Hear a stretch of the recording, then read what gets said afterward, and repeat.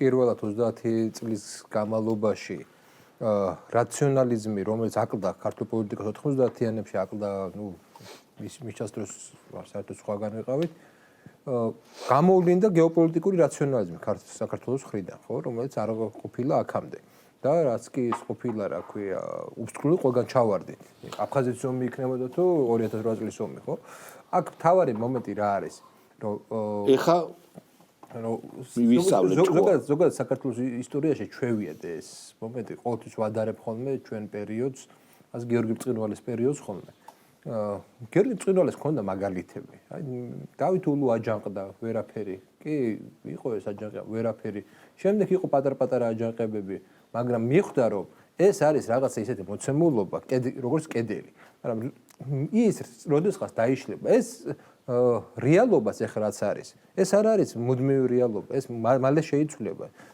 ძალიან მალე. თუ გონიათ რომ ეს ეხლა დარჩება, ეს ომი უსასრულოდ გაგრძელდება, არ გაგრძელდება ეს უსასრულოდ. დაიშლება ევროკავშირი, ნატო უკვე დაიშალა. სულ სხვა რეალობა იქნება. ამიტომ ის რომ შენ მოითმინო სანდეს სტრატეგიულ უპირატესობას შენ ხარ არ გადმოვა, მერე იმოქმედა. აი ძალიან. ეს არის სწორედ ჩვენი ისტორიის ნაწილი, ესა გიორგი ბრწყინვალის სტრატეგია.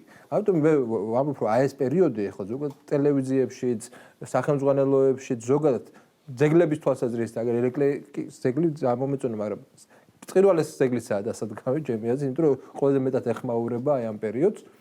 არის წინწამოსაწევი, რატომ?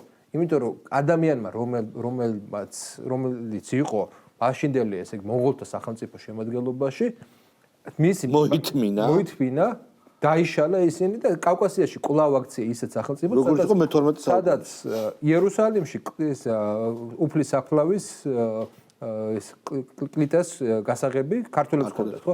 შესაბამისად ესეთი რეპუტაციული დავით აღმაშენებლის შემდეგ ეხლა გვაქვს იმის საშუალება რომ აი ეს მოითმინოთ, ეს კონფლიქტური პერიოდი გადავიდეს და გამოდივართ, აი ხო ფაქტია, გამოდის ეკონომიკა იზრდება, პროცენტები გვეუბნება ამაზე. იმათი დათვლილი პროცენტები გვეუბნება. კი ბატონო, ეხლა ეს არ არის რაღაცა ისეთი, რაც კმაყოფილებაში უნდა ჩაგოს, მაგრამ ტენდენცია არის იმდენად დადებითი, რომ ამ მოთმინების შედეგად უფრო მეტს ვიგებთ.